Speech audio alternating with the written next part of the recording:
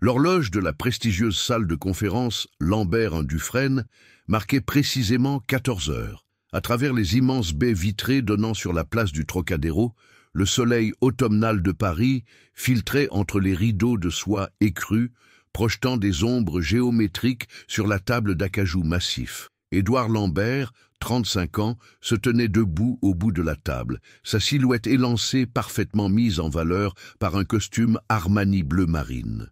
Ses cheveux châtains étaient impeccablement coiffés, et ses yeux grisâciés parcouraient froidement l'assemblée des associés et employés réunis pour la réunion hebdomadaire du cabinet. « Mesdames et messieurs, commença-t-il de sa voix grave et mesurée, nous recevons aujourd'hui nos clients internationaux de la firme Hartwell & Associates.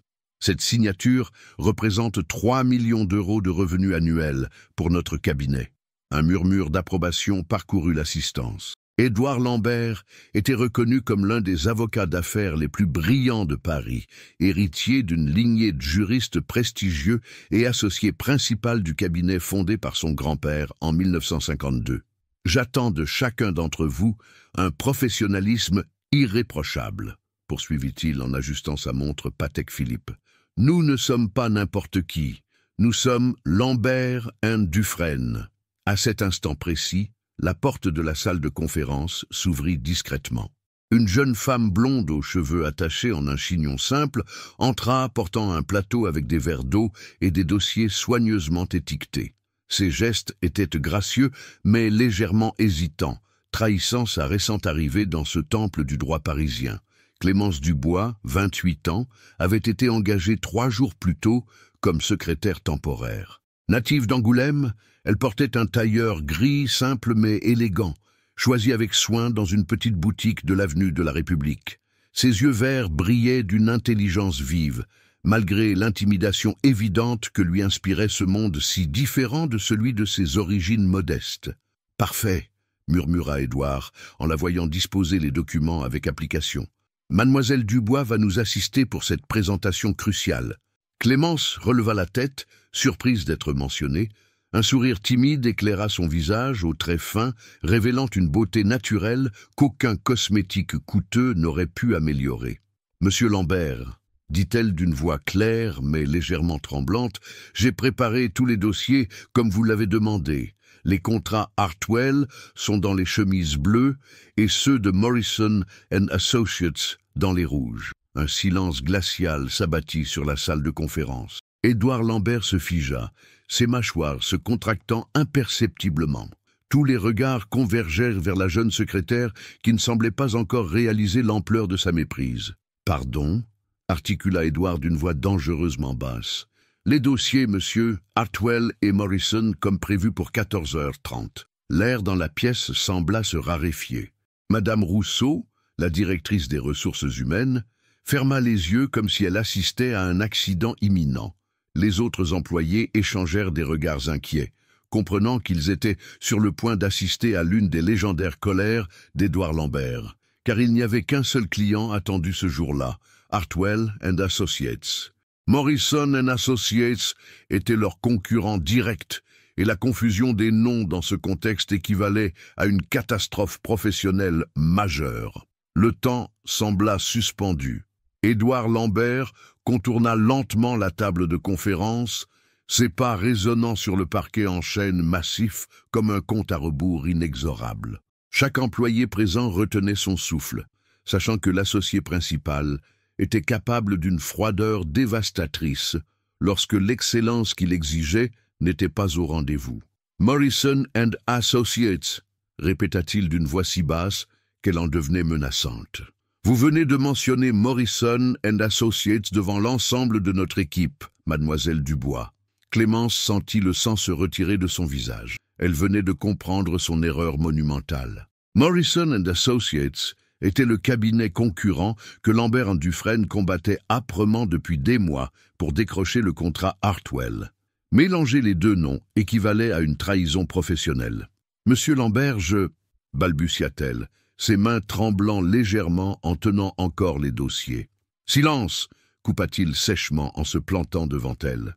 Sa haute stature dominait la jeune femme d'une tête. De près, Clémence pouvait voir les fines rides de concentration qui marquaient ses tempes, témoins d'années passées à bâtir sa réputation d'avocat impitoyable. « Écoutez-moi bien tous », déclara Édouard, en élevant la voix pour que chaque personne présente entende distinctement. « Ce que vous venez de voir illustre parfaitement ce que je ne tolère pas dans mon cabinet. » Il désigna Clémence d'un geste méprisant, comme s'il présentait une pièce à conviction devant un tribunal. Nous ne sommes pas dans un café de province où l'on peut se permettre ce genre d'approximation. Ici, mesdames et messieurs, il n'y a pas de place pour l'amateurisme. Chaque mot compte. Chaque détail peut faire la différence entre un succès et un échec retentissant. Les joues de Clémence s'empourprèrent d'humiliation. Elle qui avait passé des nuits entières à étudier les dossiers du cabinet, qui avait mémorisé chaque nom, chaque procédure, venait de commettre l'impair le plus grossier possible.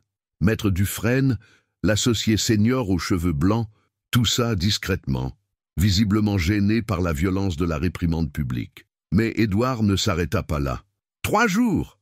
lança-t-il en marchant de nouveau autour de la table. « 3 jours que mademoiselle Dubois travaille parmi nous, et voilà le résultat. Dans moins d'1 heure, les dirigeants de Hartwell & Associates franchiront cette porte. Ils viennent nous confier la gestion juridique de leurs investissements européens. Et que vont-ils retenir? Que notre équipe confond leurs dossiers avec ceux de nos concurrents. » La voix d'Édouard monta d'un ton, révélant une colère qu'il s'efforçait habituellement de contrôler. « Savez-vous ce que représente ce contrat, mademoiselle Dubois? Non, bien sûr que non. Comment le pourriez-vous? Vous débarquez de votre campagne avec vos petites manières provinciales, persuadé que votre bonne volonté suffira à compenser votre incompétence. » Ces mots frappèrent Clémence comme autant de gifles. Elle serra les dents, luttant contre les larmes qui menaçaient de couler. Jamais, même dans les moments les plus difficiles de sa vie, elle n'avait subi une telle humiliation publique. « Monsieur Lambert », tenta d'intervenir Madame Rousseau. « Peut-être pourrions-nous… » « Non », coupa-t-il brutalement. « Il faut que cela soit dit une fois pour toutes. Excellence, rigueur, prestige, voilà nos maîtres mots. Pas la médiocrité complaisante qui semble être votre spécialité, mademoiselle. » Le silence qui suivit était si pesant qu'on aurait pu entendre une épingle tomber sur le tapis perçant. Clémence redressa lentement la tête et dans ses yeux verts brillait désormais autre chose que de la honte. Une détermination farouche, presque sauvage. Clémence Dubois prit une inspiration profonde, ses épaules se redressant avec une grâce que n'aurait pas renié une aristocrate. Malgré la tempête qui faisait rage dans son cœur, elle parvint à conserver cette dignité naturelle que même l'humiliation la plus cruelle ne semblait pouvoir entamer. « Vous avez tout à fait raison, monsieur Lambert, » dit-elle d'une voix claire qui surprit l'assemblée par sa fermeté. J'ai commis une erreur impardonnable, une erreur qui aurait pu compromettre les intérêts de votre prestigieux cabinet. Elle posa délicatement les dossiers sur la table, ses gestes retrouvant leur précision habituelle malgré le tremblement imperceptible de ses mains. Je vous présente mes excuses les plus sincères, à vous et à toute l'équipe. Cette confusion ne se reproduira plus jamais. Édouard, qui s'attendait à des larmes ou à des justifications pathétiques, fut désarçonné par cette réaction. Il y avait dans la voix de cette femme une noblesse qu'aucun pédigré ne pouvait acheter, une force intérieure qui contrastait singulièrement avec l'image de faiblesse qu'il venait de peindre devant ses collaborateurs. « Bien », marmonna-t-il, légèrement déstabilisé par cette dignité inattendue. Assurez-vous que les bons dossiers soient distribués avant l'arrivée de nos clients. Naturellement, monsieur Lambert. Clémence s'inclina légèrement et quitta la salle de conférence d'un pas mesuré, laissant derrière elle un silence troublé. Aucun employé n'osait croiser le regard d'Édouard, qui semblait soudain moins sûr de lui. Une fois dans le couloir, Clémence s'appuya contre le mur lambrissé, fermant les yeux pour rassembler ses forces. Les mots d'Édouard résonnaient encore dans sa tête comme autant de coups de fouet, petite manière provinciale, médiocrité complaisante, incompétence. Mais elle ne pleura pas. Pas ici, pas maintenant. Elle pensait à son père, Jean-Pierre Dubois, ancien boulanger d'Angoulême, qui lui avait toujours dit « Ma petite Clémence, on peut nous retirer beaucoup de choses dans la vie, mais jamais notre fierté si nous ne la donnons pas nous-mêmes. » Elle se dirigea vers son bureau, un petit espace contigu au secrétariat général, meublé d'une table en contreplaqué et d'une chaise de bureau basique. Rien à voir avec les somptueux bureaux des associés, mais c'était le sien, et elle comptait bien le mériter. Méthodiquement, elle vérifia chaque dossier, chaque nom, chaque détail. Hartwell & Associates, contrat de fusion-acquisition, dossiers fiscaux, correspondances internationales. Tout était parfaitement organisé, classé, annoté. Elle avait passé ses 3 premières nuits à Paris à étudier ces documents, déterminée à ne pas décevoir cette chance inespérée. À 15 heures précises, les clients de Hartwell & Associates arrivèrent. Clémence les accueillit avec un professionnalisme impeccable, leur offrant le thé ou le café dans la porcelaine de Limoges réservée aux grandes occasions. Ses gestes étaient sûrs, son sourire authentique, malgré l'épreuve qu'elle venait de traverser. « Mademoiselle », lui dit Charles Hartwell en anglais, impressionné par son aisance, « votre accent français est absolument charmant. Cela fait longtemps que vous travaillez chez Lambert & Dufresne ? Quelques jours seulement, monsieur Hartwell, répondit-elle dans un anglais parfait qui surprit l'homme d'affaires britannique. Remarquable. Et où avez-vous appris à parler notre langue si correctement? Autodidacte, monsieur.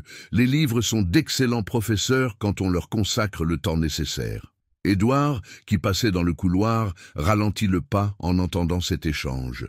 Il ne savait pas que sa secrétaire temporaire parlait anglais et encore moins avec une telle maîtrise. Cette information le troubla plus qu'il ne voulait l'admettre. La réunion avec Hartwell & Associates se déroula parfaitement. Les contrats furent signés, les accords finalisés, et Clémence avait anticipé chaque besoin avec une discrétion professionnelle exemplaire. Quand les clients repartirent, visiblement satisfaits, Édouard ne put s'empêcher de remarquer les compliments qu'ils adressaient à cette charmante demoiselle, qui les avait si bien accueillis.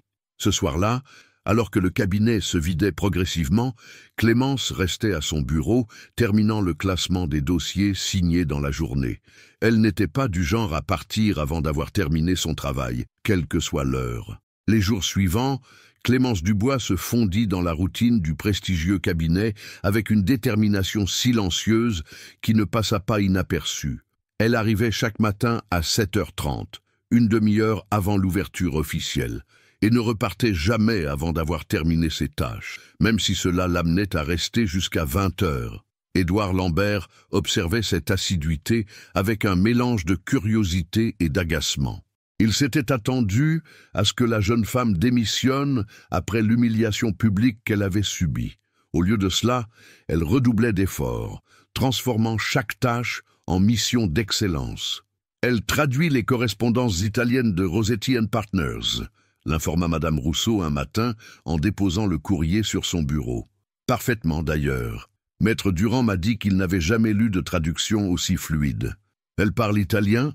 S'étonna Édouard, levant les yeux de son dossier. Apparemment, et l'espagnol aussi, d'après Sylvie du secrétariat.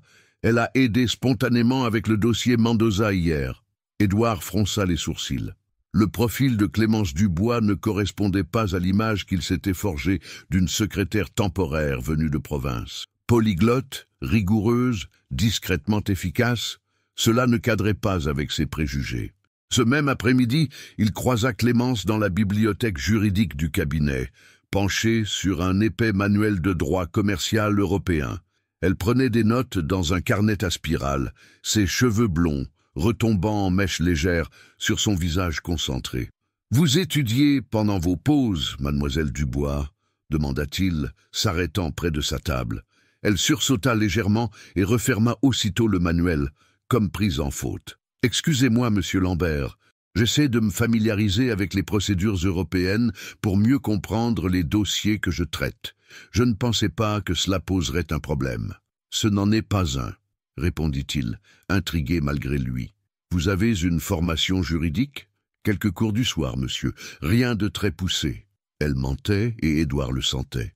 Il y avait dans sa façon de manipuler les concepts juridiques, dans la précision de ses questions aux avocats du cabinet, une compréhension qui dépassait largement le niveau de « quelques cours du soir ». Bien, se contenta-t-il de dire avant de s'éloigner, laissant Clémence à ses études.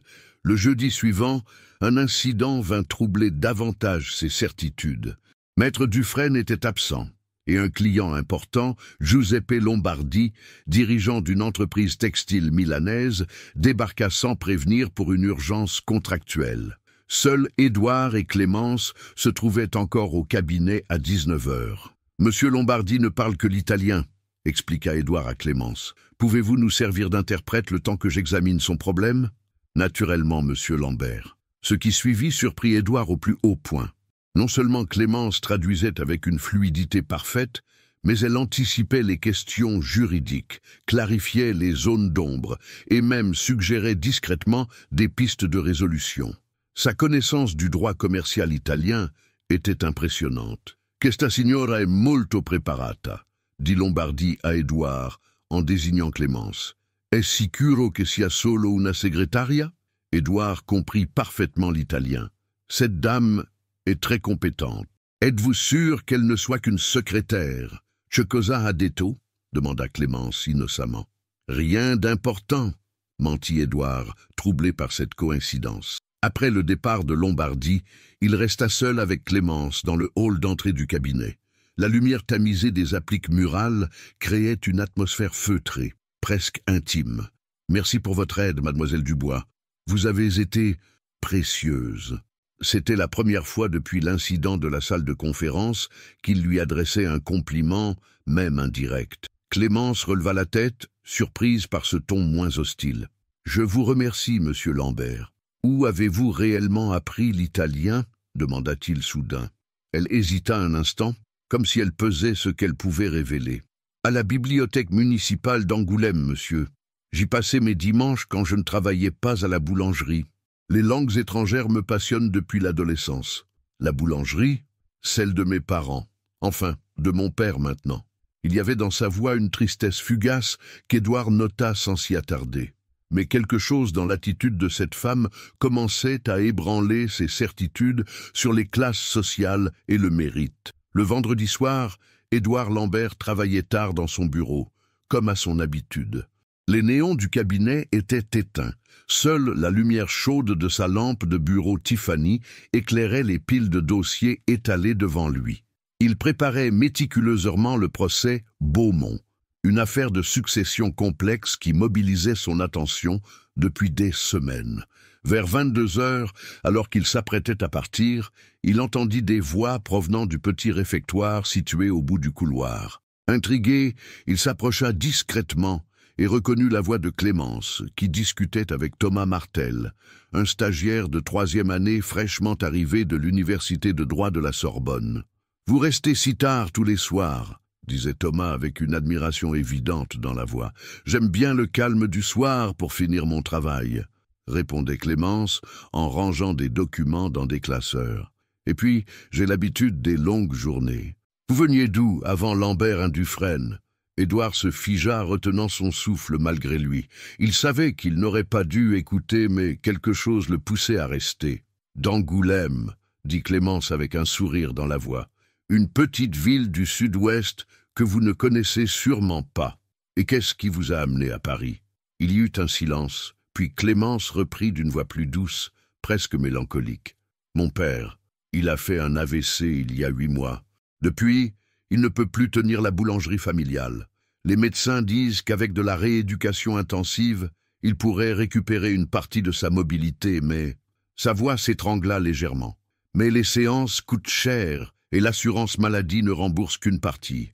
Alors je suis venu à Paris chercher un travail qui me permette de payer ses soins. » Édouard sentit quelque chose se serrer dans sa poitrine. Il s'était attendu à tout sauf à cela. « Vous étiez boulangère ?» demanda Thomas, visiblement ému par cette confidence. « Depuis mes 16 ans, confirma Clémence avec un rire un peu amer. Maman est morte quand j'avais 15 ans, cancer du sein. Papa n'arrivait pas à tenir la boutique tout seul, alors j'ai arrêté le lycée pour l'aider. Mais vous avez quand même eu votre baccalauréat en candidat libre à 18 ans. Puis la fac de droit par correspondance. Le soir, quand la boulangerie fermait.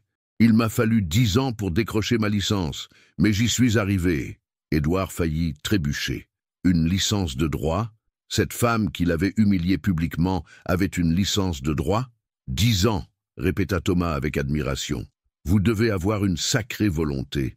Quand on n'a pas le choix, on trouve la force, philosopha Clémence. Papa me disait toujours, ma petite Clémence, l'intelligence et le courage ne se vendent pas dans les magasins chics. Ils se gagnent à la sueur du front. Il a l'air formidable, votre père. C'est l'homme le plus généreux que je connaisse, dit-elle avec une fierté évidente. Pendant 30 ans, il s'est levé à 4 heures du matin pour pétrir le pain du village. Il n'a jamais refusé de faire crédit à une famille en difficulté. Quand M. Roussel a perdu son travail, papa lui a donné du pain gratuitement pendant 6 mois, sans jamais le lui reprocher. La voix de Clémence se brisa légèrement. Aujourd'hui, il ne peut plus bouger son bras droit. Il essaie de faire ses exercices de rééducation, mais je vois bien qu'il désespère. Il se sent inutile, lui qui a passé sa vie à nourrir les autres. Un long silence suivit cette confidence. Édouard, dissimulé dans l'ombre du couloir, se sentait comme un intrus dans cette intimité partagée. Mais il ne parvenait pas à partir. « C'est pour ça que vous étudiez le droit commercial ?» demanda doucement Thomas. « Je rêve de reprendre mes études en master un jour, peut-être devenir avocate, mais pour l'instant, l'important c'est de soigner papa. Chaque mois, j'envoie 800 € à Angoulême pour ses séances de kiné. Il ne le sait pas. Je lui ai dit que l'assurance remboursait tout. 800 €, mais avec un salaire de secrétaire temporaire, je vis avec le minimum. Un studio de 20 mètres carrés dans le 19e, des pâtes et des conserves, pas de sortie, pas de vêtements neufs. Ça va, j'ai l'habitude. » Édouard ferma les yeux, assailli par une vague de culpabilité qu'il n'avait jamais ressentie auparavant. Cette femme qu'il avait traitée d'incompétente et d'amatrice sacrifiait tout pour sauver son père. Elle qui parlait 4 langues, qui avait décroché sa licence de droit en travaillant, qui faisait preuve d'une compétence remarquable dans son travail. « Vous ne regrettez pas ?» demanda Thomas. « D'avoir tout quitté pour venir à Paris ?»« Non, » répondit Clémence avec une fermeté qui surprit Édouard. « Papa m'a tout donné. Maintenant, c'est mon tour. » Et puis, elle hésita. « J'apprends énormément ici, même si certaines personnes pensent que je ne suis qu'une provinciale incompétente. » Cette nuit-là, Édouard Lambert ne trouva pas le sommeil. Dans son appartement haussmannien du 7e arrondissement, allongé sur son lit king-size face aux hautes fenêtres qui donnaient sur les jardins du Trocadéro, il repensait obsessionnellement aux paroles de Clémence Dubois. 800 € par mois pour les soins de son père. Une licence de droit obtenue en 10 ans d'études nocturnes. 10 années à pétrir le pain à 4 heures du matin tout en apprenant le droit commercial européen. Cette réalité le frappait comme une révélation brutale sur un monde qu'il n'avait jamais voulu voir. Lui qui avait grandi dans les beaux quartiers, fréquenté les meilleures écoles, hérité du cabinet familial sans jamais avoir eu à se battre pour quoi que ce soit. Ses parents, Édouard Senior et Mathilde Lambert, lui avaient offert sur un plateau d'argent tout ce que Clémence arrachait à la vie par sa seule détermination. Le lundi matin, son regard sur la jeune secrétaire avait changé. Il l'observait discrètement, tandis qu'elle organisait son agenda, notant la précision de ses gestes, l'intelligence de ses questions, la courtoisie naturelle avec laquelle elle s'adressait aux clients. « Mademoiselle Dubois ?» l'interpella-t-il vers 10 heures, depuis le seuil de son bureau. Elle leva la tête, surprise par un ton qui n'avait plus rien d'hostile. « Oui, monsieur Lambert, j'aurais besoin de votre aide pour la correspondance avec nos clients milanais. Votre italien pourrait m'être précieux. » « Bien sûr, monsieur. » Elle se leva gracieusement et le suivit dans son bureau. C'était la première fois qu'elle pénétrait dans ce sanctuaire tapissé de livres de droit, décoré d'œuvres d'art contemporain et de meubles de designer. Derrière l'imposant bureau d'ébène, une photo montrait Édouard serrant la main du ministre de la Justice lors d'une remise de décoration. « Asseyez-vous, » dit-il, en lui désignant l'un des fauteuils en cuir italien face à son bureau. Pendant 1 heure, ils travaillèrent ensemble sur les contrats Lombardie. Édouard fut frappé par la perspicacité de Clémence, sa capacité à saisir instantanément les enjeux juridiques les plus subtils, ses suggestions pertinentes pour améliorer la rédaction des clauses contractuelles. « Où avez-vous appris ces notions de droit international ?» finit-il par demander, abandonnant toute prétention. Clémence hésita, comme si elle craignait encore de dire la vérité. « J'ai une licence de droit, monsieur Lambert, Université de Poitiers, promotion 2019. Pourquoi ne l'avoir pas mentionné lors de votre entretien d'embauche ?» Madame Rousseau cherchait une secrétaire temporaire, pas une juriste débutante. J'ai pensé que ma formation risquait de jouer contre moi. Édouard acquiesça lentement. Elle avait eu raison. Jamais il n'aurait engagé une diplômée en droit pour un poste de secrétariat par pure condescendance sociale. « Et vos projets? Vous comptez exercer un jour ?» Le visage de Clémence s'illumina d'un espoir prudent. « J'aimerais beaucoup, monsieur. Mais d'abord, je dois régler certaines priorités familiales. » Elle n'osa pas mentionner son père, mais Édouard comprit l'allusion. Cette pudeur l'émut plus qu'il ne voulait l'admettre. Les jours suivants, leur collaboration s'intensifia. Édouard confia à Clémence des tâches de plus en plus complexes. Analyse de jurisprudence européenne, rédaction de notes de synthèse, préparation de dossiers d'appel.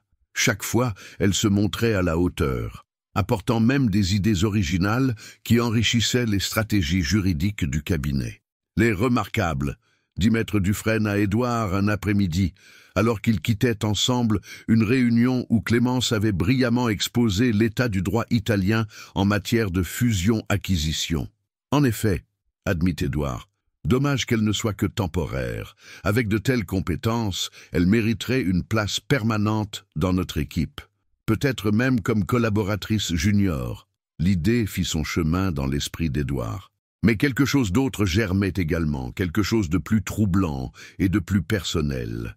Il commençait à apprécier les moments où ils travaillaient ensemble, seul dans son bureau. Il aimait la voir réfléchir, sourcils froncés de concentration, stylo entre les dents. Il admirait cette grâce naturelle qui émanait d'elle, cette élégance innée qu'aucune école de maintien n'aurait pu enseigner. Un soir, alors qu'elle s'apprêtait à partir, elle se retourna depuis la porte de son bureau. « Monsieur Lambert, je tenais à vous remercier. Me remercier pour la confiance que vous me témoignez depuis quelques jours, pour ces dossiers complexes que vous me confiez.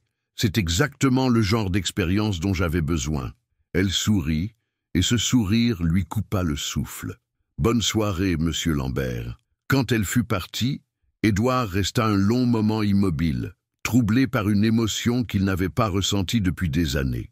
Pour la première fois de sa vie, il découvrait qu'une femme pouvait le fasciner autrement que par sa beauté ou son statut social.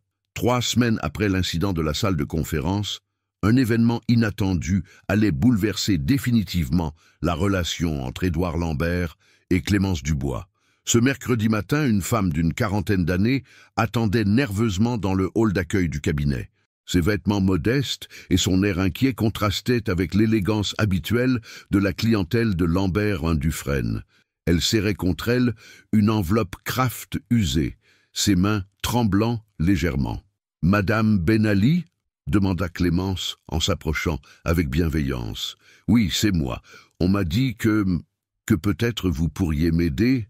Clémence avait remarqué cette femme lors de sa pause déjeuner dans le petit café de la rue de Presbourg. Fatima Ben Ali y travaillait comme femme de ménage et avait confié ses difficultés à la patronne, Madame Moreau, qui connaissait la réputation du cabinet Lambert Dufresne. « Expliquez-moi votre situation », dit doucement Clémence, en la guidant vers un coin plus discret du hall. L'histoire de Fatima Ben Ali était celle de milliers d'immigrés honnêtes pris dans les méandres de l'administration française. Arrivée du Maroc, 15 ans plus tôt avec un visa étudiant, elle avait épousé un Français, eu 2 enfants nés sur le territoire, mais un vice de procédure dans son dossier de naturalisation risquait maintenant de lui coûter son titre de séjour. L'avocat commis d'office dit que c'est perdu d'avance, expliquait-elle, les larmes aux yeux. Mes enfants sont français, monsieur Arthur a 14 ans, mademoiselle Lina en a 12, ils ne connaissent que la France. Si on m'expulse, sa voix se brisa. Clémence sentit son cœur se serrer. Cette détresse lui rappelait sa propre vulnérabilité, ses propres angoisses face à un système qui pouvait vous broyer sans état d'âme. « Attendez-moi ici, Madame Ben Ali. Je vais voir ce que nous pouvons faire. » Clémence se dirigea vers le bureau d'Édouard, frappa discrètement et entra après y avoir été invitée. « Monsieur Lambert, excusez-moi de vous déranger. Il y a dans le hall une femme qui aurait besoin d'aide juridique. Une affaire de droit des étrangers assez complexe. Édouard leva les yeux de ses dossiers, agacé. « Mademoiselle Dubois, nous ne sommes pas un cabinet d'aide juridictionnelle. Nos honoraires commencent à 500 € de l'heure. » « Je sais bien, monsieur, mais cette femme n'a pas les moyens, et son cas me semble défendable. J'ai pensé que, peut-être en pro bono ?» Le concept d'assistance juridique gratuite existait dans tous les grands cabinets, mais Lambert en Dufresne y recourait rarement. Édouard allait refuser quand il croisa le regard de Clémence. Il y avait dans ses yeux verts une détermination silencieuse, une conviction qui le troubla. « Vous y connaissez quelque chose en droit des étrangers. J'ai étudié le droit administratif pendant ma licence, et je parle arabe. Vous parlez arabe ? Dialectal maghrébin. J'avais une amie marocaine à l'université. » Édouard soupira. Cette femme ne cessait de le surprendre. « Très bien, amenez-moi cette madame Benali, Fatima Benali. » L'entretien dura 2 heures. Édouard écouta attentivement l'histoire de Fatima, étudiant les documents qu'elle avait apportés, tandis que Clémence traduisait patiemment les passages en arabe des actes de mariage et de naissance. « C'est effectivement défendable, » admit-il finalement. « Il y a eu négligence de l'administration dans l'instruction du dossier. Nous pourrions invoquer l'article 8 de la Convention européenne des droits de l'homme, le droit au respect de la vie privée et familiale. » Le visage de Fatima s'illumina d'espoir. « Vous allez m'aider ? Nous allons essayer, Madame Benali. » Quand elle fut partie, Édouard se retrouva seul avec Clémence dans son bureau. Le silence s'étira entre eux, chargé d'une émotion nouvelle. « Pourquoi avez-vous fait cela ?» demanda-t-il finalement. « Fait quoi, monsieur ? Vous êtes venu me voir pour cette femme. Vous saviez que j'allais probablement refuser. Pourquoi avoir pris ce risque ?» Clémence réfléchit un instant avant de répondre. « Parce que j'ai grandi dans un milieu où l'entraide n'était pas un luxe, mais une nécessité. Parce que je sais ce que c'est d'avoir peur de l'administration, de se sentir petit face aux institutions. Et parce que... » Elle hésita. « Parce que je pensais que vous étiez le genre d'homme capable de comprendre cela. » Cette phrase résonna étrangement en Édouard. Était-il vraiment cet homme-là ? Celui que Clémence semblait voir en lui. « Nous allons travailler ensemble sur ce dossier, » décida-t-il impulsivement. « Vous serez ma collaboratrice sur l'affaire Benali. » Le sourire qui illumina le visage de Clémence valait tous les honoraires du monde. Les semaines suivantes transformèrent imperceptiblement la dynamique entre Édouard Lambert et Clémence Dubois. Ils passaient des heures ensemble à décortiquer le dossier Benali, analysant chaque recours possible, éplucher la jurisprudence européenne en matière de droit des étrangers. Leur collaboration révélait une complémentarité troublante. Là où Édouard apportait sa connaissance encyclopédique du droit et son expérience des prétoires, Clémence compensait par son intuition, sa capacité à comprendre les enjeux humains derrière les textes juridiques, et surtout sa relation particulière avec Fatima Benali. « Elle vous fait confiance d'une manière remarquable », observa Édouard un soir alors qu'il terminait tard la préparation du dossier. « Les gens sentent quand on les comprend vraiment », répondit Clémence en rangeant les documents. « Fatima sait que je n'ai pas grandi dans un milieu privilégié. Cela crée un lien. » « Et moi ?» demanda-t-il spontanément, avant de se reprendre. « Je veux dire, les clients habituels du cabinet ?» Clémence lui lança un regard perçant. « Vous voulez vraiment que je réponde à cette question, monsieur Lambert ?»« Édouard, » dit-il soudain. « Appelez-moi Édouard. Nous travaillons en équipe sur cette affaire. Les formalités n'ont plus lieu d'être. » Elle sourit, surprise par cette familiarité inattendue. « D'accord, Édouard ?» Son prénom dans la bouche de Clémence sonnait différemment. Plus chaleureux, plus intime. « Pour répondre à votre question, reprit-elle, vos clients vous respectent, vous admirent même. Mais ils ne vous font pas confiance de la même manière que Fatima me fait confiance, parce qu'ils savent que vous ne les comprenez pas vraiment. Comment le pourriez-vous ?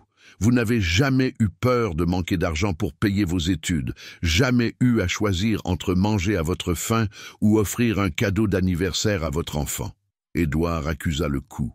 C'était dur à entendre, mais terriblement juste. « Vous avez raison, » admit-il. « J'ai grandi dans une bulle dorée. » Mais il hésita. « Peut-être que cette affaire m'apprend des choses sur moi-même. » Leurs regards se croisèrent et restèrent accrochés quelques secondes de trop.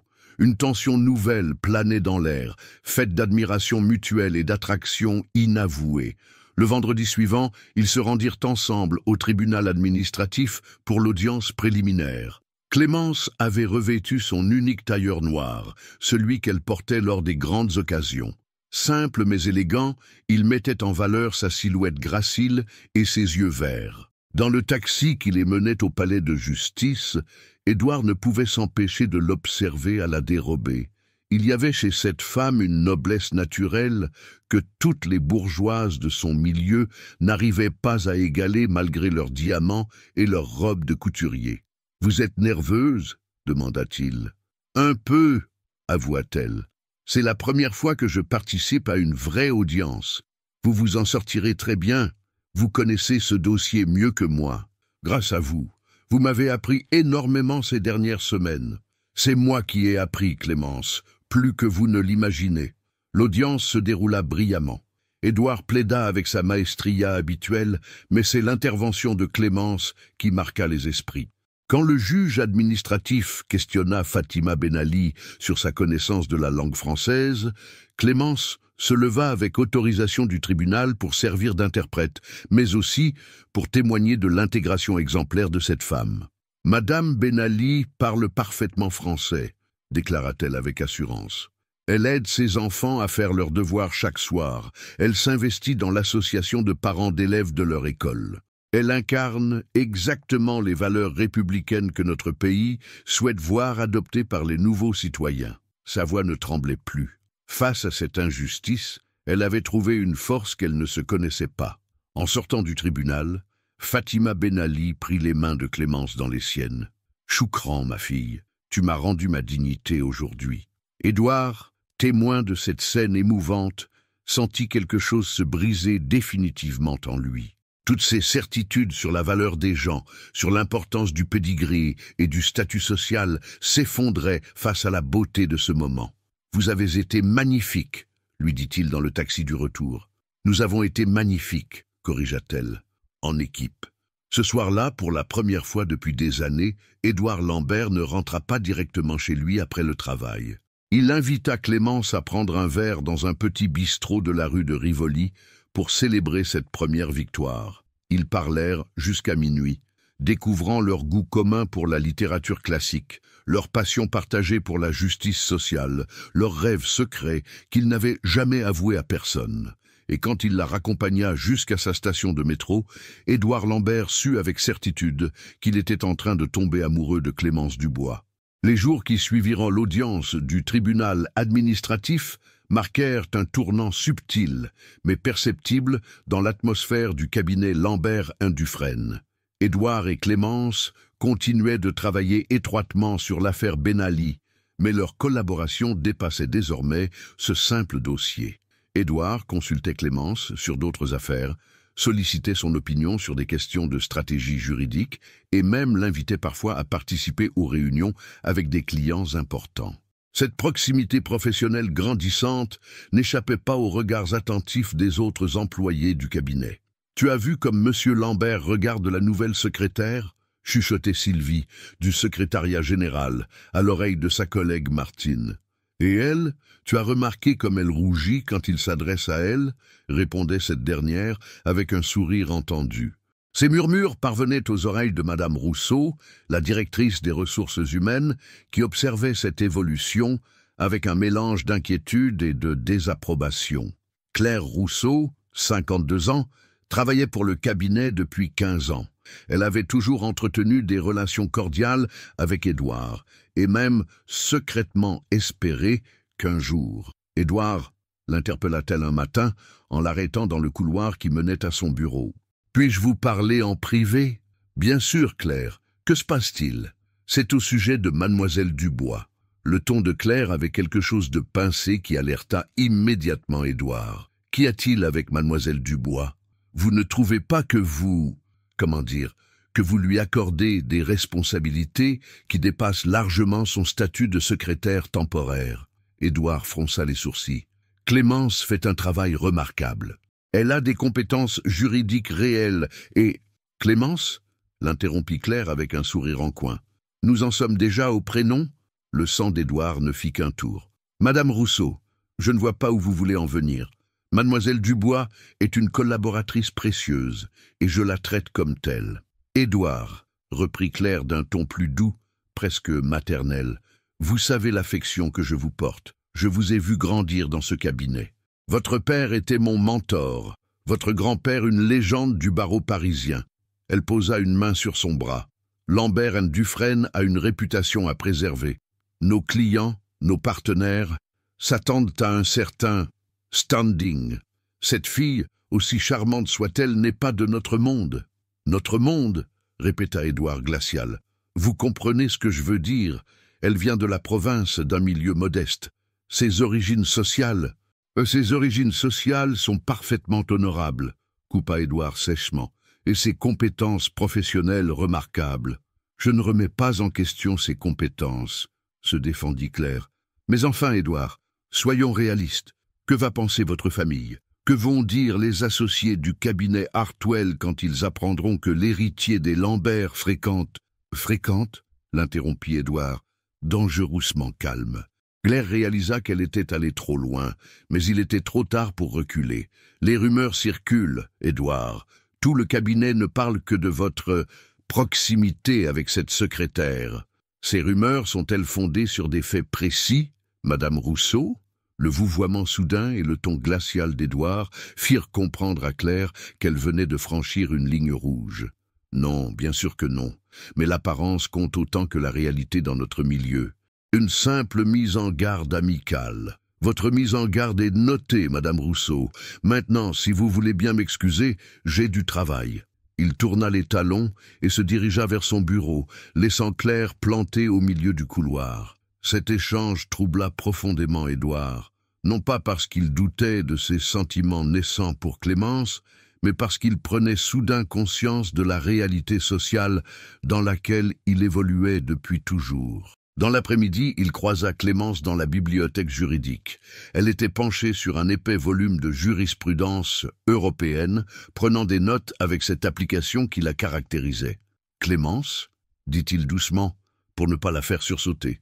Elle leva la tête et lui sourit, ce sourire qui lui serrait maintenant le cœur à chaque fois. « Oui, Édouard ? Est-ce que les gens parlent ? Dans le cabinet, je veux dire. À notre sujet ?» Le sourire de Clémence s'effaça instantanément. Elle referma son livre et le regarda droit dans les yeux. « Oui, dit-elle simplement, il parle. Et cela vous dérange ? » « Ce qui me dérange, répondit-elle après un long silence, c'est de ne pas savoir s'il y a quelque chose dont il puisse parler. » Cette réponse d'une honnêteté brutale coupa le souffle d'Édouard. Clémence venait de mettre le doigt sur la question qu'ils évitaient tous les deux depuis des semaines. « Clémence, Non, l'interrompit-elle en se levant. Ne dites rien maintenant. Pas ici, pas comme ça. Elle rassembla ses affaires et quitta la bibliothèque, laissant Édouard seul avec ses interrogations et ses émotions nouvelles. Ce soir-là, il ne put s'empêcher de repenser aux mots de Claire Rousseau. Elle n'est pas de notre monde. Pour la première fois de sa vie, Édouard Lambert se demandait si le problème ne venait pas plutôt de son monde à lui. Les semaines suivantes, l'atmosphère du cabinet Lambert & Dufresne devint de plus en plus pesante. Les regards en coin se multipliaient, les conversations se taisaient au passage de Clémence, et même les clients commençaient à poser des questions indiscrètes sur cette charmante demoiselle qui semble si proche de Maître Lambert. Maître Dufresne, homme d'une 60aine d'années aux manières distinguées, convoqua Édouard dans son bureau un jeudi après-midi. Les murs lambrissés de chaînes, décorés de diplômes et de photos avec des personnalités politiques, témoignaient de la respectabilité du cabinet. « Mon cher Édouard, » commença le vieil associé en ajustant ses lunettes en écaille, « nous devons parler. Je vous écoute, maître. Il s'agit de mademoiselle Dubois. » Édouard sentit ses mâchoires se contracter. « Encore, que lui reprochez-vous exactement ? » « Rien, absolument rien sur le plan professionnel, se hâta de préciser Dufresne. Au contraire, son travail sur l'affaire Ben Ali a été remarquable. Mais il marqua une pause, pesant ses mots. « Édouard, Votre grand-père a fondé ce cabinet en 1952 sur des valeurs d'excellence et de prestige. Votre père a perpétué cette tradition. Aujourd'hui, Lambert en Dufresne compte parmi les 5 cabinets d'affaires les plus respectés de Paris. Je ne vois pas le rapport avec mademoiselle Dubois. Le rapport, mon cher ami, c'est que notre clientèle, nos partenaires internationaux, nos confrères du barreau ont certaines attentes. Ils s'attendent à un certain décorum, une certaine image. Dufresne se leva et se dirigea vers la fenêtre qui donnait sur l'avenue Kléber. Hier, j'ai déjeuné avec Charles Hartwell. Il m'a fait une réflexion, comment dire, délicate sur les liens qui sembleraient vous unir à votre secrétaire. Mes liens avec mes collaborateurs ne regardent que moi, répliqua Édouard, la voix tendue. Bien sûr, mais dans notre milieu, l'apparence compte autant que la réalité. Un associé principal qui entretient des relations privilégiées avec une employée de rang inférieur, cela fait jaser. De rang inférieur ? Répéta Édouard, incrédule. Vous comprenez ce que je veux dire? Mademoiselle Dubois est charmante, intelligente, je ne le conteste pas. Mais enfin, Édouard, soyons réalistes. Fille de boulanger, sans fortune personnelle, sans relation, ce n'est pas le genre de femme qu'épouse un Lambert. Le mot « épouse » résonna comme un coup de tonnerre dans l'esprit d'Édouard. Personne n'avait encore évoqué cette possibilité, pas même lui dans ses pensées les plus secrètes. Pourtant, maintenant que Dufresne l'avait prononcé, il réalisait que c'était exactement ce à quoi il pensait depuis des semaines. « Et quel genre de femme épouse un Lambert, selon vous » demanda-t-il d'une voix dangereusement calme. « Vous le savez bien, une femme de votre milieu, bien éduquée, bien née. Votre mère n'a-t-elle pas plusieurs candidates en vue? Cette charmante Diane de Montclair, par exemple, fille du ministre. Diane de Montclair est une idiote prétentieuse qui n'a jamais eu une pensée originale de sa vie, » coupa Édouard brutalement. « Peut-être, » concéda Dufresne avec un sourire indulgent, « mais elle est de votre rang. Elle comprend votre monde, vos obligations, vos responsabilités. Contrairement à Clémence, c'est ce que vous voulez dire? Contrairement à mademoiselle Dubois, oui. Édouard, je vous parle en ami, en mentor. Cette fille vous fait perdre la tête. Vous lui confiez des responsabilités qui dépassent largement ses compétences. Vous l'associez à des affaires importantes. Vous la traitez comme une égale alors qu'elle n'est qu'une... « Qu'une quoi » explosa Édouard en se levant brusquement. « Qu'une secrétaire temporaire venue de province » lâcha Dufresne, perdant enfin son calme. Le silence qui suivit était électrique. Les 2 hommes se faisaient face, incarnant soudain 2 visions du monde irréconciliables. « Maître Dufresne, » dit finalement Édouard d'une voix blanche, « je crois que nous n'avons plus rien à nous dire sur ce sujet. » Édouard, réfléchissez. Votre avenir, celui du cabinet, mon avenir m'appartient, et il n'est pas négociable. Édouard quitta le bureau de son associé et se dirigea machinalement vers celui de Clémence. Elle était penchée sur son ordinateur, tapant un courrier avec cette concentration qui la caractérisait. « Clémence » dit-il depuis le seuil. Elle leva la tête et fut frappée par l'expression de son visage. Il y avait dans ses traits une résolution nouvelle, une détermination qu'elle ne lui connaissait pas. « Nous devons parler », dit-il simplement. « Maintenant ?»« Maintenant. » Ils se rendirent dans un petit café de la rue de Presbourg, loin des oreilles indiscrètes du cabinet. Édouard commanda 2 express et regarda longuement Clémence avant de parler. « On nous met la pression », dit-il sans préambule. « Je sais. Dufresne, ma mère, Claire Rousseau. Tout le monde a son opinion sur nous. »« Nous » répéta doucement Clémence. « Oui, nous. Parce qu'il y a un nous, n'est-ce pas, Clémence ?» Elle baissa les yeux, émue par cette déclaration indirecte. « Je ne sais pas, Édouard. Est-ce qu'il peut y en avoir un ?» Le café de la rue de Presbourg était presque vide en cette fin d'après-midi. Quelques habitués lisaient leur journal au comptoir, indifférents au drame qui se jouait à la table du fond où Édouard et Clémence se faisaient face, leurs expressos refroidissant devant eux. « Édouard, » reprit Clémence d'une voix douce mais ferme, « vous savez très bien que nos mondes sont incompatibles. Je ne suis pas naïve. Depuis des semaines, je sens les regards, j'entends les murmures. Votre entourage professionnel, votre famille, vos amis, aucun d'eux n'acceptera jamais une femme comme moi. Une femme comme vous, répliqua Édouard avec une pointe d'agacement. Intelligente, cultivée, généreuse, courageuse. Vous avez raison, ils n'en ont pas l'habitude. Ne jouez pas sur les mots. Vous savez parfaitement ce que je veux dire. Une femme sans fortune, sans relation, sans pédigré. Une fille de boulanger de province qui a grandi dans un 2 pièces au-dessus de la boutique familiale. Édouard posa sa main sur celle de Clémence, geste qui les surprit tous les deux par sa spontanéité. Et si tout cela m'était égal? Mais ça ne vous est pas égal, murmura-t-elle sans retirer sa main. Ça ne peut pas vous être égal. Vous avez été élevé dans un certain milieu, avec certaines valeurs, certaines attentes. Vous ne pouvez pas simplement décider d'oublier 35 années d'éducation bourgeoise. Vous me sous-estimez, Clémence. Non, Édouard. Je vous connais mieux que vous ne vous connaissez vous-même. Ils furent interrompus par la sonnerie du téléphone portable d'Édouard. Il jeta un coup d'œil à l'écran et grimaça. « Ma mère !» dit-il en déclinant l'appel. « Répondez !»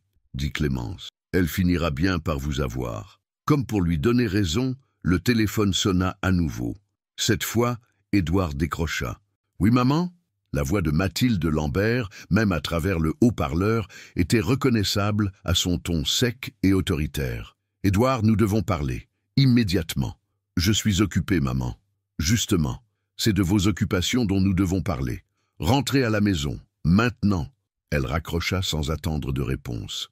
Édouard regarda Clémence avec un sourire amer. Apparemment, l'orage se rapproche. Le lendemain matin, l'atmosphère du cabinet Lambert & Dufresne était particulièrement tendue. Claire Rousseau convoqua Clémence dans son bureau sous prétexte d'évaluer ses performances. « Mademoiselle Dubois, commença-t-elle d'un ton faussement bienveillant, votre contrat temporaire arrive à échéance la semaine prochaine. Je sais, Madame Rousseau. Nous avons beaucoup apprécié votre travail. Vraiment. Vous êtes compétente, discrète, efficace. » Mais Clémence attendait la suite, pressentant le piège. « Cependant, poursuivit Claire, nous avons décidé de ne pas renouveler votre contrat. Puis-je connaître les raisons de cette décision? Des raisons structurelles, budgétaires. Vous comprenez ?» Clémence comprenait parfaitement. Elle n'était pas dupe. « Bien sûr, Madame Rousseau, je terminerai donc vendredi prochain. En fait, dit Claire avec un sourire qui n'atteignait pas ses yeux, nous préférerions que vous partiez dès aujourd'hui. Histoire de faciliter la transition. Nous vous payerons intégralement votre préavis, naturellement. Vous me licenciez. Nous mettons fin à votre mission temporaire avec un préavis payé. C'est différent. » « Bien sûr que c'est différent, » murmura Clémence. 2 heures plus tard, elle avait vidé son petit bureau et fait ses adieux discrets aux collègues qu'elle appréciait. Édouard était en rendez-vous avec un client, et elle ne voulait pas provoquer de scandale supplémentaire. Sur son bureau, elle déposa une enveloppe blanche avec simplement Édouard, écrit à la main. À l'intérieur, une lettre sobre. « Cher Édouard, quand vous lirez ces lignes, je serai déjà parti. Claire Rousseau a mis fin à ma mission aujourd'hui même, et j'ai accepté sans discuter. Peut-être vaut-il mieux que les choses se terminent ainsi. Ces semaines passées à vos côtés ont été les plus enrichissantes de ma vie professionnelle, mais aussi les plus douloureuses sur le plan personnel. J'ai appris énormément grâce à vous sur le droit, sur la justice, sur moi-même aussi. J'aimerais pouvoir dire que nous aurions pu construire quelque chose ensemble, mais nous savons tous les deux que c'était impossible. Nos mondes sont trop différents, les obstacles trop nombreux. Ne m'en voulez pas de partir sans vous dire au revoir. J'en étais incapable. Ne regrettez pas de m'avoir connu. Si quelque chose en vous a changé, ce n'était pas à cause de moi, mais parce que vous avez choisi de regarder au-delà des apparences. Merci pour tout, Clémence. Naïku. Quand Édouard découvrit cette lettre en fin d'après-midi, quelque chose se brisa définitivement en lui. Édouard resta un long moment immobile dans son bureau, la lettre de Clémence entre les mains, relisant chaque mot avec une intensité douloureuse. Les phrases de la jeune femme résonnaient dans son esprit comme un écho douloureux. « Ne regrettez pas de m'avoir connu.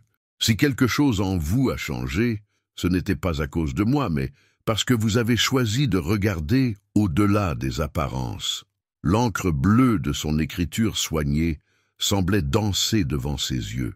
Chaque mot était choisi avec cette précision qui caractérisait Clémence, cette élégance naturelle de l'expression qui révélait une intelligence raffinée. Comment avait-il pu laisser faire cela? Comment avait-il pu permettre qu'on chasse de sa vie la première femme qui lui avait vraiment ouvert les yeux sur lui-même?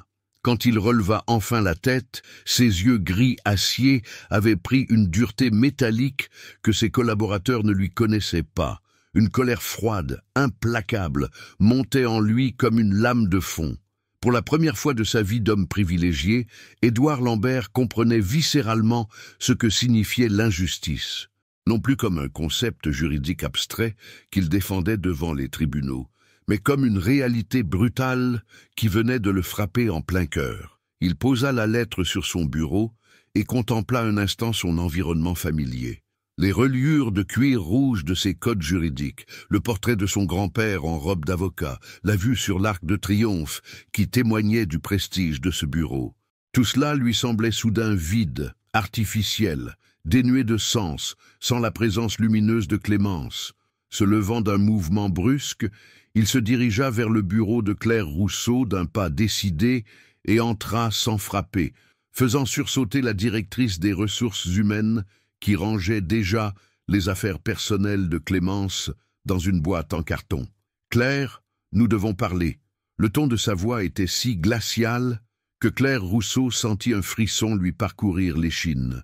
Elle avait connu Édouard enfant, l'avait vu grandir dans le cabinet familial, mais elle ne l'avait jamais vu dans un tel état. « Édouard !» s'exclama-t-elle avec un sourire qu'elle voulait radieux, mais qui ne parvenait pas à masquer sa nervosité croissante. « Justement, je voulais vous voir. J'ai réglé ce petit problème qui vous préoccupait tant ces derniers temps. Mademoiselle Dubois a accepté de partir aujourd'hui même.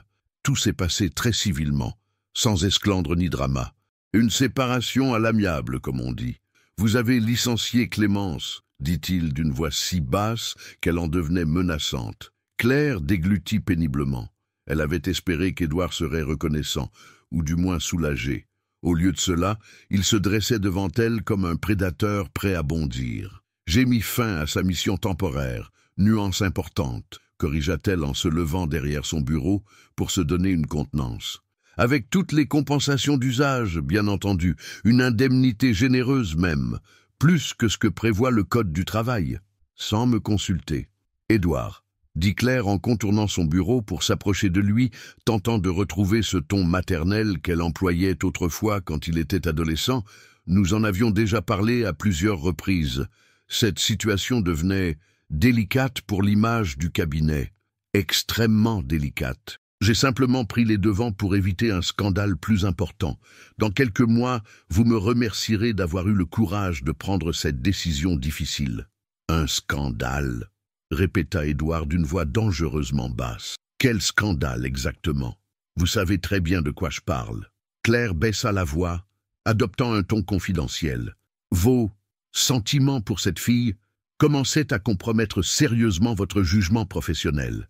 Et votre réputation, Édouard, votre réputation, tout le cabinet en parlait, les secrétaires, les stagiaires, même les femmes de ménage.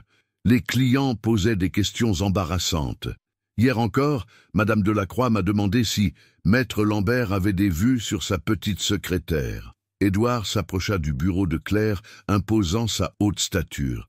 Dans la lumière de fin d'après-midi qui filtrait par les fenêtres, son visage avait pris une expression que Claire ne lui avait jamais vue. Une détermination farouche, presque sauvage, qui la fit reculer instinctivement. Ma réputation, selon vous, souffrirait d'être associée à une femme intelligente, compétente, courageuse et intègre. Une femme qui parle 4 langues, qui a une licence de droit, qui travaille 16 heures par jour pour payer les soins médicaux de son père malade. Édouard, soyons réalistes, tenta Claire d'une voix chevrotante. Non, Claire, soyons honnêtes pour une fois dans notre vie. Sa voix monta d'un ton, révélant une colère longtemps contenue. Soyons brutalement honnêtes.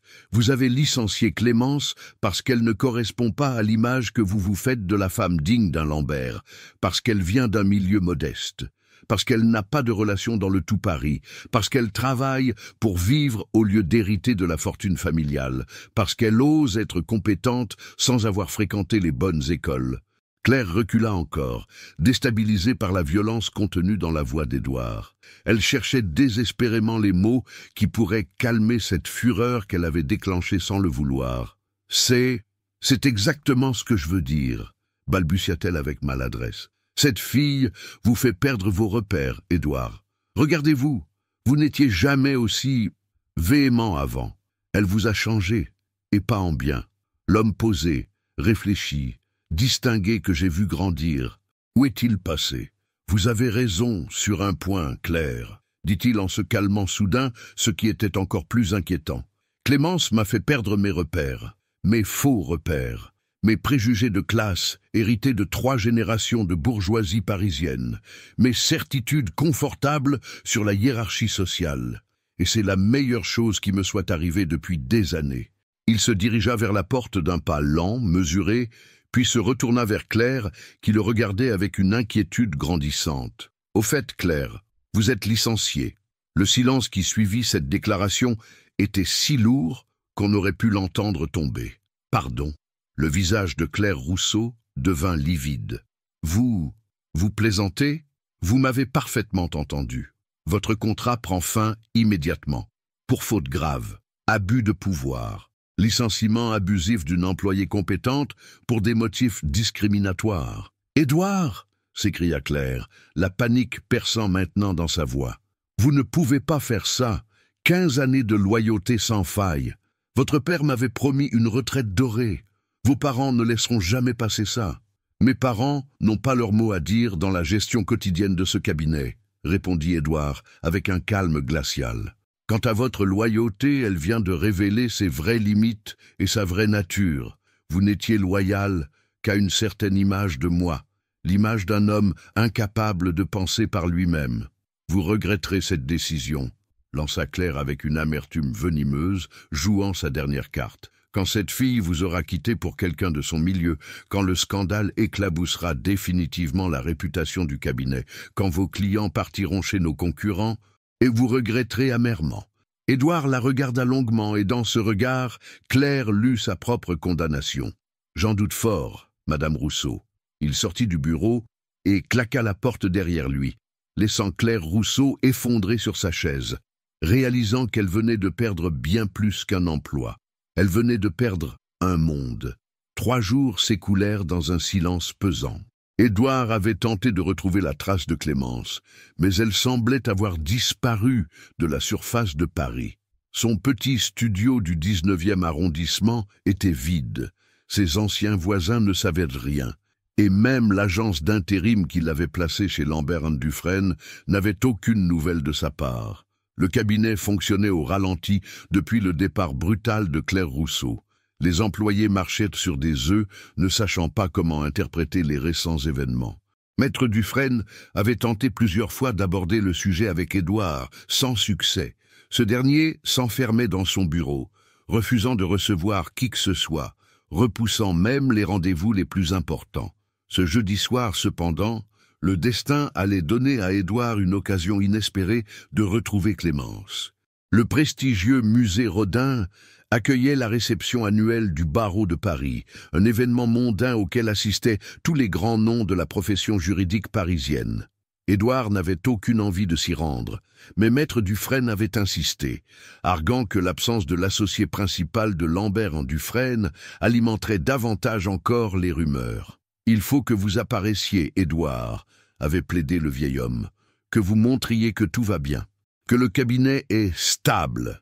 Nos clients commencent à s'inquiéter. » Édouard avait fini par céder, se disant qu'une soirée à subir les mondanités parisiennes ne pourrait pas rendre sa situation plus difficile qu'elle ne l'était déjà. Le musée Rodin, dans la douce lumière d'octobre, offrait un cadre somptueux à cette réception. Les jardins à la française, illuminés par des lanternes vénitiennes, créaient une atmosphère romantique qui contrastait cruellement avec l'état d'esprit d'Édouard. Dans les salons du musée, entre le penseur et le baiser, l'élite judiciaire parisienne évoluait en tenue de soirée, un verre de champagne à la main. Édouard portait son smoking noir Armani, impeccablement coupé, mais son regard absent et sa mine sombre ne passaient pas inaperçus.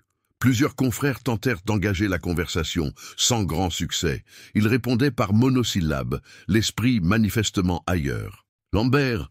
l'interpella Charles Hartwell, le client britannique qui avait tant pesé dans les récentes décisions du cabinet. « Comment allez-vous, mon vieux? On ne vous voit plus. Et votre charmante assistante, cette délicieuse mademoiselle, comment s'appelait-elle déjà ?»« Clémence Dubois », répondit Édouard d'une voix blanche. « Exactement. Une femme remarquable, très impressionnée par son professionnalisme lors de notre dernière rencontre. Elle n'est pas venue ce soir ? » « Non, » dit simplement Édouard, sentant une douleur familière lui transpercer la poitrine. C'est à ce moment précis qu'il la vit. Clémence Dubois se tenait près des grandes fenêtres qui donnaient sur les jardins, en grande conversation avec Fatima Ben Ali et un homme qu'Édouard ne connaissait pas. Elle portait une robe noire simple mais élégante, probablement achetée dans une petite boutique qui mettait en valeur sa silhouette gracile.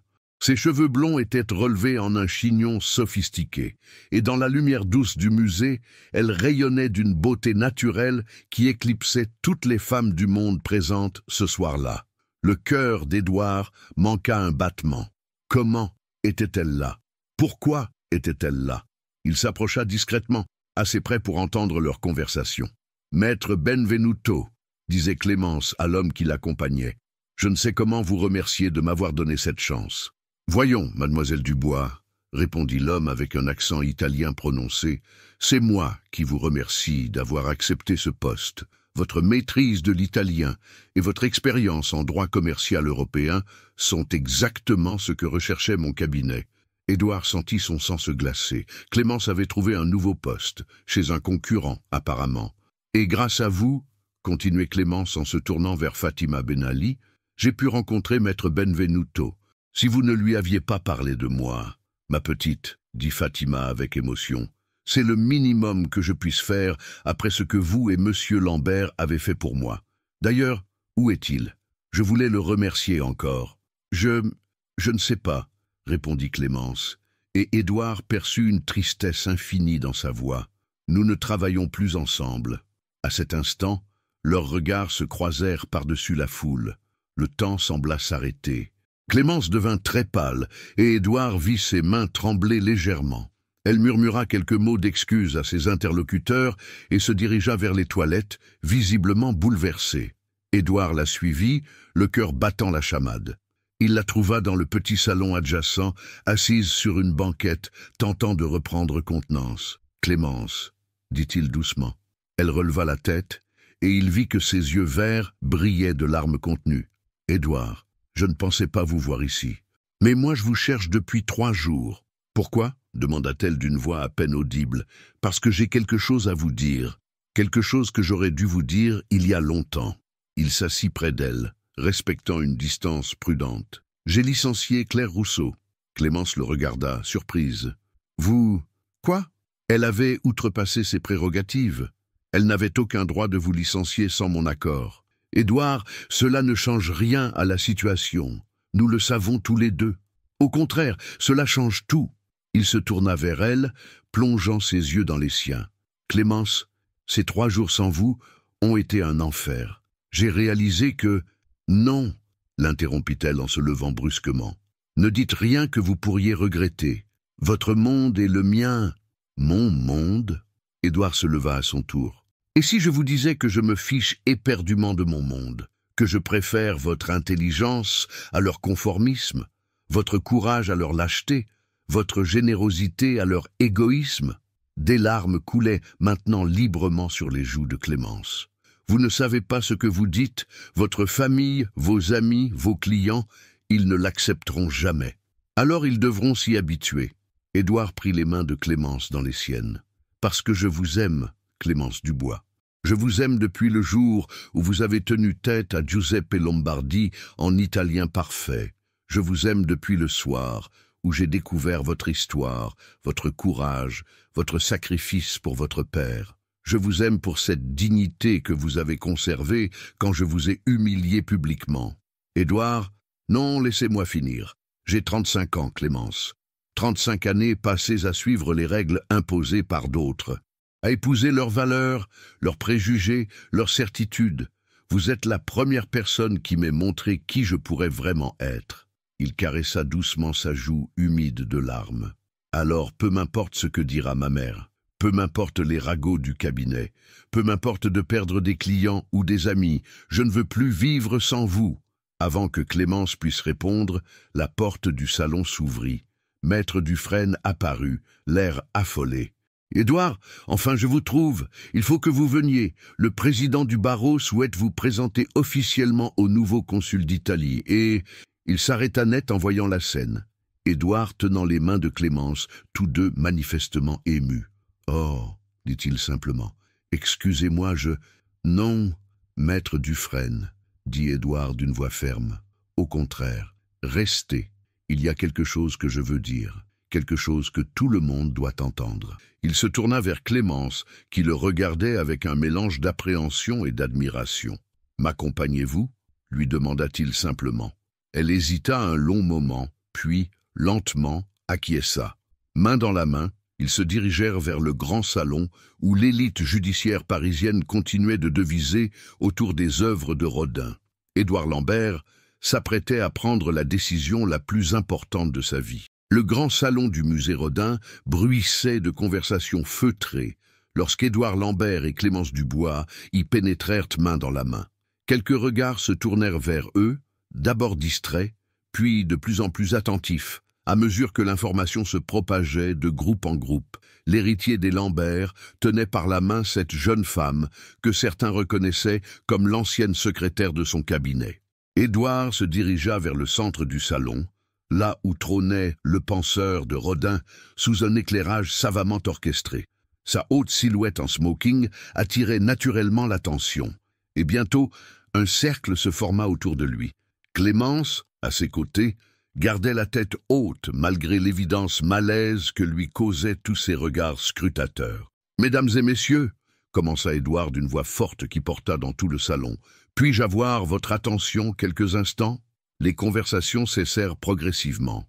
Le président du barreau, intrigué, s'approcha avec un sourire bienveillant, pensant qu'Édouard allait prononcer l'un de ces discours convenus qui émaillaient ce genre de réception. « Je souhaiterais vous présenter quelqu'un, » poursuivit Édouard, sa voix portant désormais dans un silence quasi complet. « Quelqu'un qui a changé ma vie et qui, je l'espère, acceptera de la partager avec moi. » Un murmure parcourut l'assistance.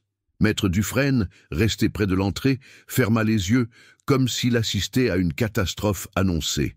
Dans un coin du salon, Charles Hartwell observait la scène avec un intérêt amusé, tandis que d'autres clients de Lambert & Dufresne échangeaient des regards inquiets. « Mademoiselle Clémence Dubois, » continua Édouard en se tournant vers elle avec un sourire tendre, « a travaillé quelques semaines dans mon cabinet comme secrétaire temporaire, mais ce titre ne reflète en rien la réalité de ce qu'elle est. » Il lâcha sa main pour faire face à l'assemblée, mais resta proche d'elle, comme pour la protéger des regards parfois hostiles qui se braquèrent sur elle. Clémence Dubois parle couramment 4 langues. Elle a une licence de droit obtenue en 10 années d'études du soir, tout en travaillant dans la boulangerie familiale pour soutenir son père veuf. Elle a grandi à Angoulême, dans un milieu modeste, et elle est arrivée à Paris avec pour seul bagage sa détermination et son intelligence. Le silence était maintenant total. Même les serveurs avaient cessé de faire teinter leur plateau de champagne. Ces dernières semaines, j'ai eu le privilège de travailler avec elle sur des dossiers complexes. Sa perspicacité juridique, sa capacité d'analyse, son sens de la justice m'ont impressionné. Mais plus encore, c'est sa générosité qui m'a touché. Quand une femme en détresse, Fatima Ben Ali ici présente, a eu besoin d'aide juridique, c'est Clémence qui est venue me voir pour plaider sa cause. Il fit une pause, cherchant Fatima dans l'assistance. Celle-ci, émue aux larmes, hocha la tête en signe d'encouragement. Ensemble, nous avons gagné cette affaire pro bono. Ensemble, nous avons rendu sa dignité à une famille qui risquait l'expulsion. Et c'est là que j'ai compris que Clémence m'apportait quelque chose que toute mon éducation bourgeoise ne m'avait jamais enseigné. La vraie valeur des choses et des gens. Édouard marqua une nouvelle pause, promenant son regard sur l'assemblée de plus en plus captivée malgré elle. Il y a quelques jours, mon cabinet a licencié mademoiselle Dubois. officiellement pour des raisons budgétaires. En réalité, parce que certaines personnes estimaient qu'une femme de son milieu n'avait pas sa place dans notre monde. Des murmures indignés parcoururent l'assistance. Même dans cette société policée, l'injustice flagrante choquait. Cette décision a été prise sans mon accord, par des gens qui pensent qu'on peut juger de la valeur d'une personne à ses origines sociales plutôt qu'à ses actes, par des gens qui confondent classe sociale et classe tout court. Le ton d'Édouard se durcit légèrement. Aujourd'hui, je veux réparer cette injustice, publiquement, devant vous tous qui représentez ce qu'il y a de plus respectable dans la profession juridique française. Il se tourna vers Clémence, qui le regardait avec des yeux brillants d'émotion et d'admiration. « Clémence, dit-il d'une voix plus douce, je vous demande pardon pour l'humiliation que vous avez subie dans mon cabinet, pardon pour les préjugés aveugles de mon entourage, pardon pour n'avoir pas su vous protéger comme j'aurais dû le faire. » Des larmes coulaient maintenant librement sur les joues de la jeune femme, mais elle tenait bon, droite et digne au milieu de tous ces regards. « Mais, surtout, reprit Édouard en prenant ses mains dans les siennes, je veux vous dire devant témoins que vous êtes la femme la plus remarquable que j'ai jamais rencontrée, que votre intelligence surpasse celle de tous les diplômés d'HEC ou de Sciences Po que je côtoie, que votre courage dépasse celui de tous les avocats que je connais, que votre générosité fait honte à l'égoïsme de mon milieu. » Sa voix se brisa légèrement d'émotion. « Et que je vous aime. Je vous aime pour ce que vous êtes, pour ce que vous m'avez appris sur moi-même, pour la femme exceptionnelle que vous êtes. Alors peu m'importe ce que pensera ma famille, peu m'importe les ragots des salons parisiens, peu m'importe de perdre des clients ou des amis. » Et il mit un genou à terre devant elle, provoquant un hoquet de surprise collective dans l'assistance. De sa poche, il sortit un petit écrin de velours noir. « Clémence Dubois, voulez-vous m'épouser ?» Le silence qui suivit sembla durer une éternité. Clémence regardait cet homme qu'elle aimait en secret depuis des semaines, cet homme qui venait de sacrifier ses conventions sociales pour elle, qui venait de choisir l'amour vrai contre les apparences. « Édouard, dit-elle d'une voix tremblante d'émotion, vous venez de faire le plus beau discours qu'il m'ait été donné d'entendre. Vous venez de me montrer l'homme que j'avais deviné sous le bourgeois parisien. » Elle l'aida à se relever, sous le regard suspendu de 300 invités qui retenaient leur souffle. La réponse est oui, bien sûr que c'est oui. L'explosion d'applaudissements qui suivit fit trembler les vitres du musée. Même les plus snobs de l'assistance, conquis par la sincérité d'Édouard et la dignité de Clémence, applaudissaient à tout rompre. Charles Hartwell, ému aux larmes, applaudissait plus fort que tous les autres. « Bravo, Lambert !» cria-t-il par-dessus le brouhaha. « Voilà enfin un homme qui sait reconnaître la vraie valeur. » Fatima Ben Ali se fraya un chemin dans la foule pour embrasser le couple, suivi par Maître Benvenuto qui souriait largement. « Mademoiselle Dubois, dit ce dernier, j'espère que vous accepterez quand même le poste que je vous ai proposé, au moins jusqu'à ce que vous repreniez vos études pour devenir avocate. »« Absolument, répondit Clémence en regardant Édouard. Nous avons décidé que je terminerai mon master en droit. Plus rien ne nous empêchera de travailler ensemble, en tant qu'égaux cette fois. » Édouard la serra contre lui, indifférent aux centaines de regards qui les observaient encore. « Plus jamais personne ne vous manquera de respect, » murmura-t-il à son oreille. « Plus jamais. » 3 mois plus tard, Clémence Dubois et Édouard Lambert se mariaient dans l'intimité à Angoulême, en présence de Jean-Pierre Dubois, miraculeusement remis sur pied grâce au meilleur spécialiste parisien financé par son futur gendre. Le cabinet Lambert en Dufresne avait non seulement conservé tous ses clients, mais en avait gagné de nouveaux, attirés par cette histoire d'amour qui avait fait le tour du tout Paris. Et quand, 1 an plus tard, Clémence Dubois-Lambert prêta serment comme avocate au barreau de Paris, ce fut son mari qui lui remit symboliquement sa robe, fière de la femme exceptionnelle qu'elle n'avait jamais cessé d'être. L'amour avait triomphé des préjugés, la vérité avait vaincu les apparences, et 2 cœurs sincères avaient prouvé que la vraie noblesse ne se trouve ni dans un nom ni dans une fortune, mais dans la beauté d'une âme.